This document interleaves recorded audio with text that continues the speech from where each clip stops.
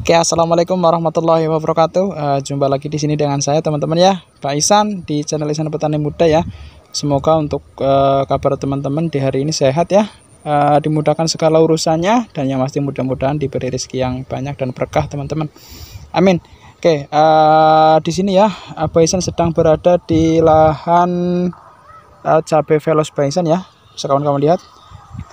Yang memang ini kemarin nih, bisa kawan-kawan lihat di sini yang Pak Ihsan modal tumpang sari dengan tanaman timun ya. Ini bekas timun metavi. Jadi tanaman timunnya satu lubang dan untuk tanaman cabenya seperti ini kawan-kawan, itu satu lubang teman-teman.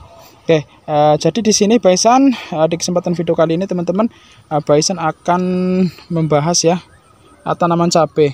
Nah, ini untuk tanaman cabai velos Pak Ihsan ya, tepatnya sekarang berusia 55 HST teman-teman. Oke ya, 55 HST, bisa kawan-kawan lihat ya. Bunganya masih ramai yang di atas dan juga yang di bawah kawan-kawan ya. Bisa teman-teman lihat. Oke, buahnya sudah besar teman-teman. Cuman sayangnya di sini memang kemarin bisa kawan-kawan lihat di sini ya. Untuk berapa ini? 1 2 3 4 5 sampai 6 cabang itu terkena hama ulat teman-teman ya. Karena pas melakukan pemanenan timun di sini Pak Ihsan kurang teliti teman-teman. Oke, bisa kawan-kawan lihat di sini ya. Untuk tanaman cabenya sudah besar teman-teman. Oke, jadi ya di kesempatan video ini Pak Ihsan akan melakukan pengocoran tanaman cabai velos Pak Ihsan yang kelima teman-teman. Oke ya. Jadi bisa kawan-kawan lihat di sini untuk bakal bunganya ya. Alhamdulillah tidak rontok teman-teman ya. Oke, langsung saja ya di pengocoran kelima ini apa saja yang Pak Ihsan gunakan untuk pupuknya teman-teman. Oke, tapi sebelum lanjut ke video selanjutnya teman-teman, untuk teman-teman Ihsan Petani Muda yang baru hadir, jangan lupa untuk mendukung channel Ihsan Petani Muda ya, untuk semakin berkembang dengan tekan tombol like-nya dan juga subscribe-nya agar nanti channel Ihsan Petani Muda semakin berkembang teman-teman. Dan bagi teman-teman yang sudah mendukung channel Ihsan Petani Muda ya, Pak Ihsan doakan mudah-mudahan diberi rezeki yang banyak dan berkah teman-teman. Amin. Oke, ikuti terus teman-teman ya, jangan di skip dan tonton sampai selesai biar tidak gagal paham teman-teman. Oke, langsung saja teman-teman ya untuk pengocoran kelima ini. Di sini ya Pak Ihsan masih menggunakan nih NPK 1616 ya, dari PT Saprotan Utama Cepak Tani kawan-kawan. Ini biasa andalan Pak Ihsan ya. Untuk unsur kandungan haranya fosfatnya 16, kaliumnya 16 dan juga nitrogennya 16 teman-teman. Tapi di sini untuk kandungannya ya, kawan-kawan lihat, dilengkapi dengan boron dan juga ada yang namanya mangan, zinc ya, lengkap sekali teman-teman ya. Oke, kawan-kawan lihat. Jadi untuk NPK 1616 ini di pengocoran kelima ini Pak Ihsan menggunakan 5 ons ya. Ini takarannya 5 ons teman-teman. 5 ons ini untuk 25 liter air.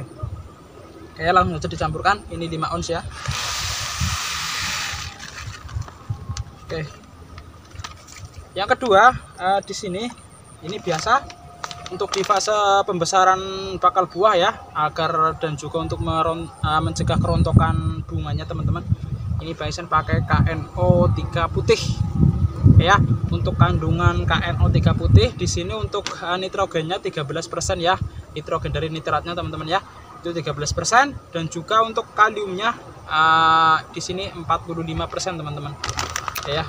Jadi di sini untuk peran KNO3 putih untuk tanaman cabai Pak Ihsan itu cenderung ke pencegahan kerontokan bakal bunga dan juga buah teman-teman.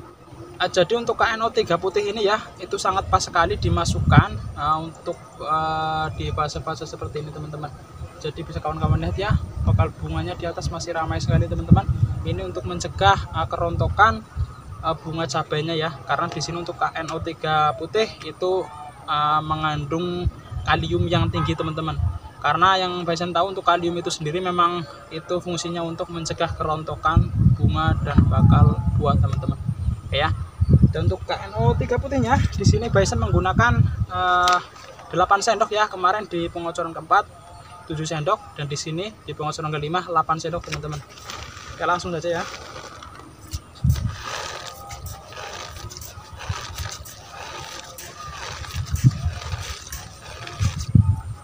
Delapan sendok untuk 25 liter air, oke ya. Dan di pengocoran kelima ini Baisan menambahkan ini teman-teman. Oke, ini itu humid ajit ya. Humid ajit ini pupuk organik padat teman-teman. Oke, ini bentuknya seperti ini teman-teman. Cuman ini basah ya, kemarin di ember terkena air kawan-kawan, tapi nggak apa-apa. Bentuknya seperti ini teman-teman. Nah, di sini untuk humid ajit sendiri itu sebenarnya dekomposer untuk dekomposer tanah teman-teman. Itu untuk menyuburkan tanah ya, dan juga bisa meningkatkan pH tanah kawan-kawan ya. Karena bisa kawan-kawannya di sini untuk tanaman cabai Baisan buahnya sudah besar ya. Jadi untuk meningkatkan pH tanah agar pH tanahnya tidak rendah, jadi Baisan memasukkan humid ajit ini. Jadi humid ajit ini memang ya itu untuk salah satunya ya, fungsinya untuk meningkatkan pH tanah, menyuburkan tanah, dan juga bisa melepas fosfor yang berada di tanah teman-teman. Itu jadi di dalam tanah ada kandungan fosfor ya, atau yang kita kenal dengan fosfat. Itu jika fosfornya terikat oleh tanah, jika teman-teman menggunakan humid ajit ini kayak itu bisa melepas fosfornya agar bisa terserap oleh tanaman teman-teman ya. Jadi untuk humid ajitnya di sini Baisan menggunakan 1 sendok teman-teman. 1 sendok tidak penuh ya. Ini sedikit saja seperti ini. Ya, sedikit saja. Untuk 25 liter air teman-teman. Oke. Nah, besok-besok kita bahas untuk humid ajitnya ya. Oke, seperti ini, seperti biasa langsung diaduk hingga larut, baru nanti dikocorkan pada tanaman cabainya teman-teman.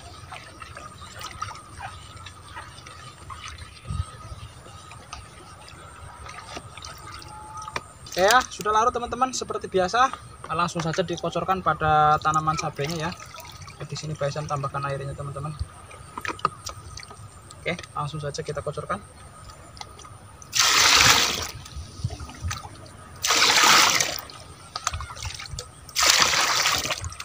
Oke, langsung saja teman-teman ya.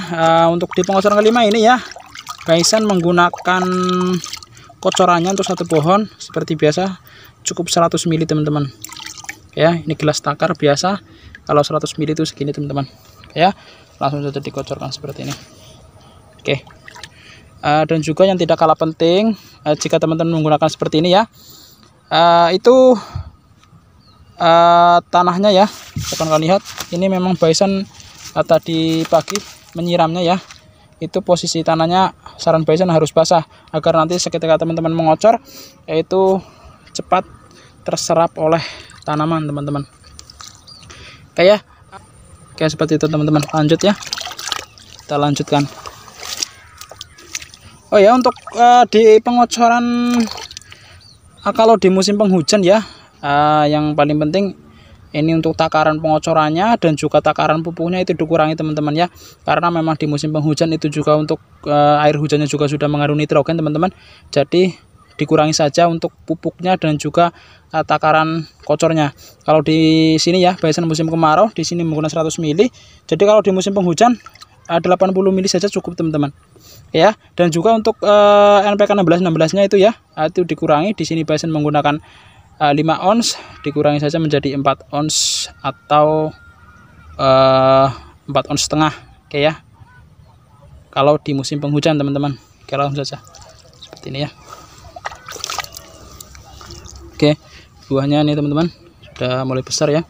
Oke ya, mungkin cukup sekian dari Baisan ya, mudah-mudahan bermanfaat. Baisan akan lanjutkan pengocoran teman-teman. Salam petani muda Indonesia ya. Salam dari Baisan. Sekian dari Baisan ya. Wassalamualaikum warahmatullahi wabarakatuh.